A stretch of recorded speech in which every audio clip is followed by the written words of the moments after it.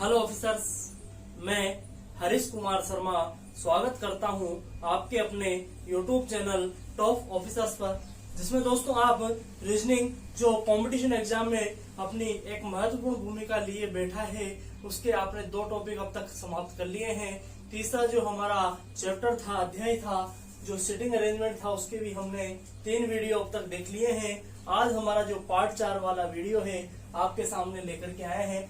अब तक आपने 3 वीडियो में देखा होगा कि हमने 2 टाइप से जो हमारे प्रश्नों के बनते हैं वो हमने हल किए थे और उन्हें बहुत अच्छे तरीके से जाना था कि दायां कैसे बिठाते हैं, बायां कैसे बिठाते हैं। पिछला जो हमारा वीडियो था दोस्तों, उसके अंतर्गत हमारे को बताया गया था कि एक व्रत है, ठीक है, उसमें केंद्र बिंदु है, उसकी तरफ मुंह करे हुआ है व्यक्ति, तब कैसे बैठेंगे, ये हमने पिछले वीडियो में जाना था। अगर आपने हमारा वो वीडियो नहीं देखा है तो एक बार दोस्तों उसे आप देखिए और यहाँ पर आगे आइए। आपको दोस्तों इस वीडियो के यहाँ पर एक आई बटन दिख जाएगा, जहाँ आपको उस वीडियो का लिंक और उस वीडियो के डिस्क्रिप्शन वगैरह में भी आपको लिंक मिल जाएगा, ठीक है। अब हम हमारा जो टाइप 3 है, जब मुंह केंद्र के विपरीत हो। अब आप कहेंगे सर केंद्र के विपरीत कैसे, तो सबसे पहले तो एक व्रत बना लेते हैं। व्रत बन गया केंद्र के बाहर की तरफ मुंह वाले प्रश्न। एक व्रत है केंद्र, तो ये है बाहर की तरफ मुंह कैसे होगा। बाहर की तरफ आप कहेंगे कि बाहर की तरफ मुंह दोस्तों इस प्रकार से होगा। आपको बाहर की तरफ मुंह दिख गया। अब आप कहेंगे कि क्लॉकवाइज डायरेक्शन में क्या होगा सर, क्लॉकवाइज में क्या होगा आप हमें बताइए, और एंटी क्लॉकवाइज में क्या होगा वो भी आप हमें बताइए। पिछले वीडियो में आपने देखा था कि जब मुंह केंद्र की तरफ हो तो क्लॉकवाइज डायरेक्शन बायां होती है, परंतु जब केंद्र के बाहर हो तब क्लॉकवाइज डायरेक्शन में क्या हो जाता है, दायां हो जाता है, ये परिवर्तित हो जाता है। और एंटी क्लॉकवाइज में क्या हो जाएगा, बायां हो जाएगा, ठीक है। आप कह देंगे सर क्लॉकवाइज दायां हो जाएगा किसमें, जब मुंह केंद्र की तरफ न होकर किधर हो, केंद्र के बाहर मुंह हो, केंद्र के बाहर मुंह हो, तब ये काम में लेना है। यहाँ पर कंफ्यूज आपको नहीं होना है, मैं एक साथ दोनों लिख देता हूँ, जब केंद्र के बाहर हो और जब केंद्र की ओर हो। जब केंद्र की ओर हो तब क्या होगा, क्लॉकवाइज में क्या होगा, बायां होगा, और एंटी क्लॉकवाइज में क्या होगा, एंटी क्लॉकवाइज में क्या होगा, तो आप कहेंगे सर एंटी क्लॉकवाइज में दायां होगा। अब ठीक है, मेरे ख्याल से आपने उतार लिया होगा। अब हम हमारे जो टाइप 3 वाले वीडियो है उस पर चलते हैं। केंद्र के विपरीत हो तो मैंने क्या बताया, क्लॉकवाइज हो जब केंद्र के विपरीत हो, और अगर क्लॉकवाइज हो तो ये कौन सी दिशा हो जाएगी।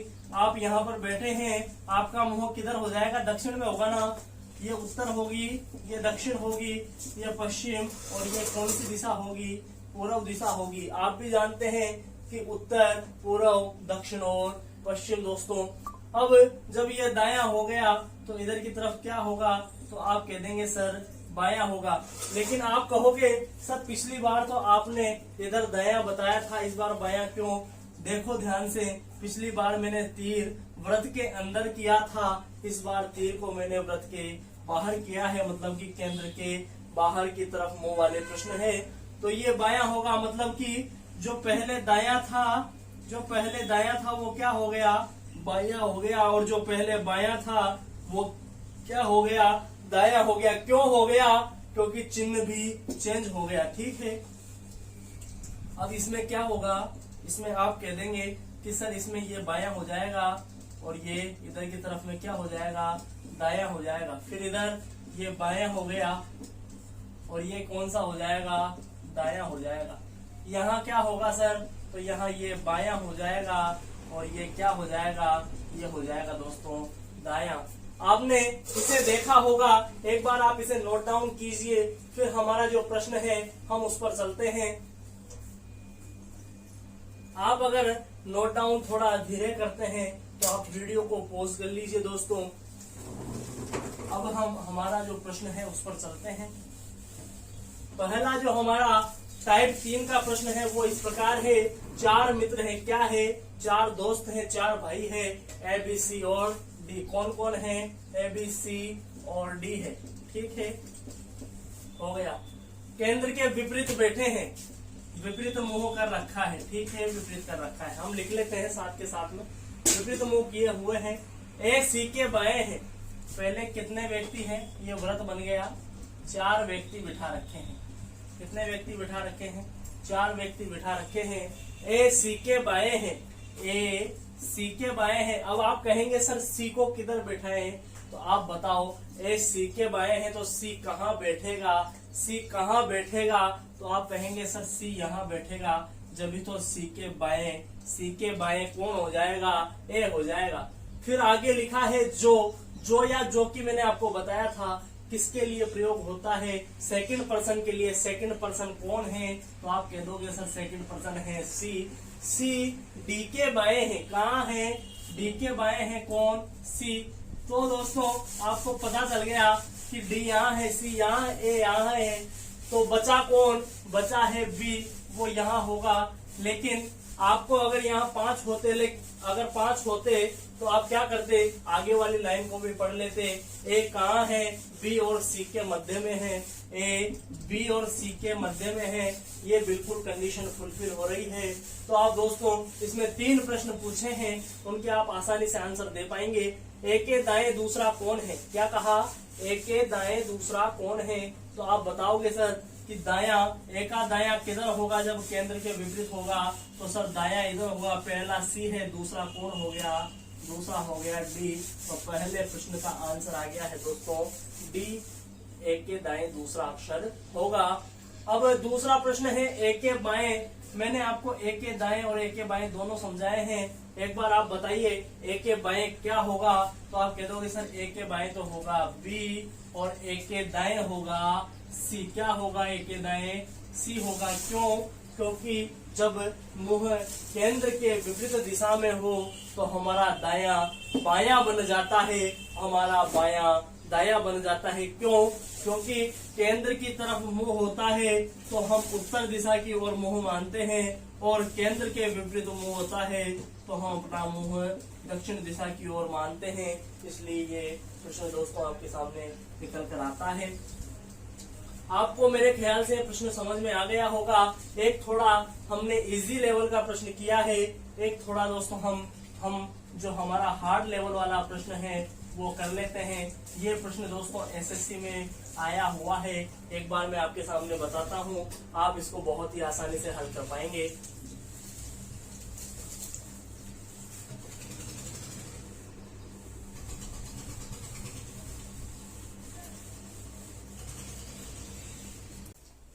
दूसरा प्रश्न दोस्तों आपको दिखाई दे रहा होगा कि 6 विद्यार्थी वृत्त के केंद्र के विपरीत मुंह करके बैठे हैं, वृत्त के केंद्र के विपरीत मुंह करके बैठे हैं। अब ये कह रहा है वृत्त के केंद्र के विपरीत है 6 विद्यार्थी।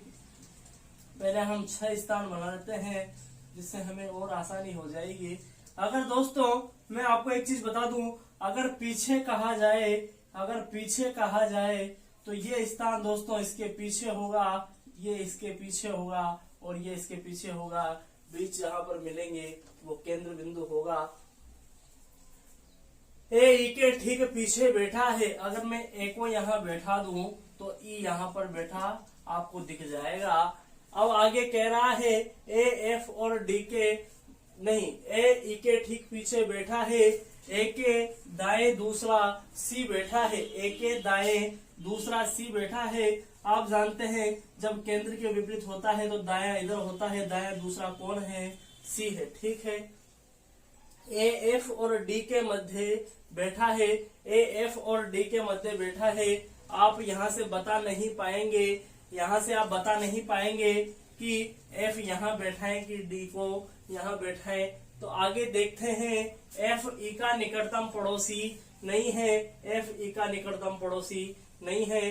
अब बी के ठीक दाएं डी बैठा है। अब इस लाइन को जमाने के लिए दोस्तों आपको 2 एक साथ खाली स्थान चाहिए, तो आपको यहाँ पर 2 एक साथ दिखाई दे रहे होंगे। बी के ठीक दाएं कौन बैठा है, बी के ठीक दाएं डी बैठा है, बी के ठीक दाएं कौन बैठा है, डी बैठा है। बिल्कुल जम गया। अब आप यहाँ पर आइए, क्योंकि आपने ये वाली लाइन खाली छोड़ दी थी। ए एफ और डी के मध्य बैठा है, ए एफ और डी के मध्य बैठा है।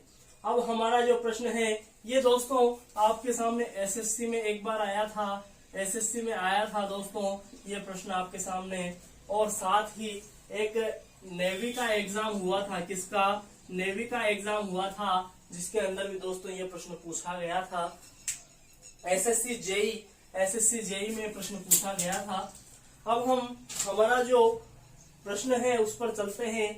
बी के ठीक दाएं दूसरा कौन है, तो आप कह दोगे सर बी के ठीक दाएं तो दाया होगा इधर की तरफ, तो बी के ठीक दाएं दूसरा होगा कि पहला तो ये है, दूसरा हो जाएगा दोस्तों सी हो जाएगा। बी के ठीक दाएं दूसरा सी हो जाएगा। एफ के पीछे कौन बैठा है, एफ के पीछे, तो आप कह दोगे एफ के पीछे सर बी बैठा है। आपने बिल्कुल सही आंसर दिया है, एफ के पीछे बी बैठा है।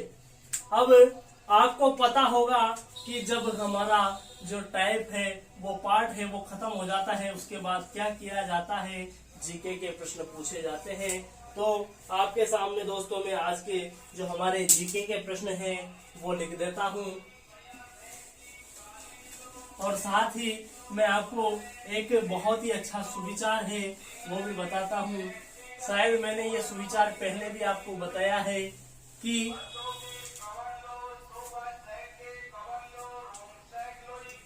जीके के प्रश्न है दोस्तों,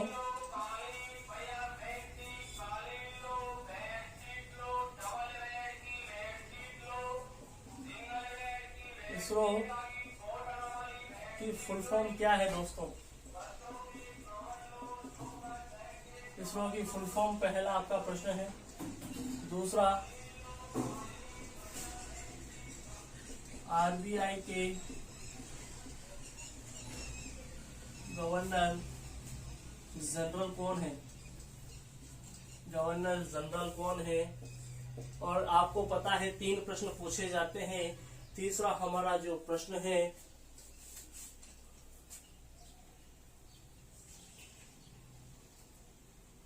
RSEB की फुल फॉर्म।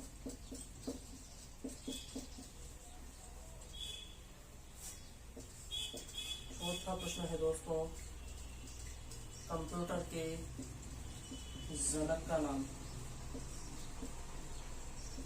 आपको इन सभी प्रश्नों के जो उत्तर है वो कमेंट बॉक्स में देने हैं। जो दोस्तों सबसे पहले हमें कमेंट करेगा उसका नेम, अगली वीडियो में क्या होगा, नेक्स्ट वीडियो में क्या किया जाएगा, लिया जाएगा, जिससे आपको बहुत ही खुशी होगी दोस्तों कि आपका नाम हमारी वीडियो में आया है। इससे आप अपनी तैयारी को भी जांच पाएंगे कि आपको इनमें से कितने प्रश्न आते हैं। आप चाहे इनके उत्तर हमें गलती ही हो, आपको जो याद है वो दें। आप यहाँ बहुत से मैंने देखे हैं कि गूगल से सर्च कर लेते हैं, गूगल से सर्च करके और आंसर देते हैं, तो दोस्तों वो भी सही है। क्यों? क्योंकि आपको ये याद नहीं थे, परंतु आपने गूगल किया। गूगल करने से आपको क्या फायदा हुआ कि आपको 4 प्रश्न याद हो गए। रीजनिंग के साथ साथ में कितने प्रश्न याद हो गए? 4 प्रश्न याद हो गए। अगर इनमें से दोस्तों एक भी प्रश्न अगर आपको एग्जाम में देखने को मिल जाता है तो कोई नफा कोई नुकसान आपको नहीं होगा दोस्तों। आप इसी के साथ मैंने आपको एक बार पहले भी बताया था, अगर आपको कोई किसी प्रश्न में समस्या हो तो आप इस पर दोस्तों व्हाट्सएप कीजिए। ये मेरा व्हाट्सएप नंबर है, इस पर आप अपना प्रश्न भेजिए। किसी भी किताब का हो, किसी का भी हो, केवल प्रश्न भेजना है। उसका आंसर दोस्तों 24 घंटे के भीतर आपको मिल जाएगा, मुझे ऐसी आशा है दोस्तों। अब मैंने आपको बताया था, अगर आप दोस्तों क्विज देना चाहते हो तो हमारा जो टेलीग्राम चैनल है टॉप ऑफिसर्स के नाम पर, उसे आप ज्वाइन कीजिए और आप क्विज में भाग लीजिए और अपने आप को जांचिए। 25 नंबर का क्विज होता है, आप चेक कीजिए आपके कितने नंबर आते हैं। इस क्विज में अगर आप चाहें तो मैं पर्टिकुलर एक चैप्टर की भी क्विज बना सकता हूं, क्योंकि अभी जो क्विज चल रही है वो सभी जो हमारे टॉपिक होते हैं, जो रीजनिंग में जो मेन टॉपिक होते हैं उन्हीं पर रिलेटेड आ रही है। अभी हमारा जो मेन फोकस है दोस्तों वो किस पर है? पटवार एग्जाम, पटवार और दूसरा कौन है? वीडीओ दोस्तों, वीडियो विलेज डेवलपमेंट ऑफिसर। इन दोनों में दोस्तों रीजनिंग बहुत ही शानदार लेवल पर और बहुत ही शानदार तरीके से पूछी जाती है। और अगर आपने दोस्तों रीजनिंग को कर दिया 100%, तो आपका सिलेक्शन दोस्तों कोई भी नहीं रोक सकता है। इसी के साथ जय हिंद, वंदे मातरम। धन्यवाद साथियों, आपका दिन शुभ हो।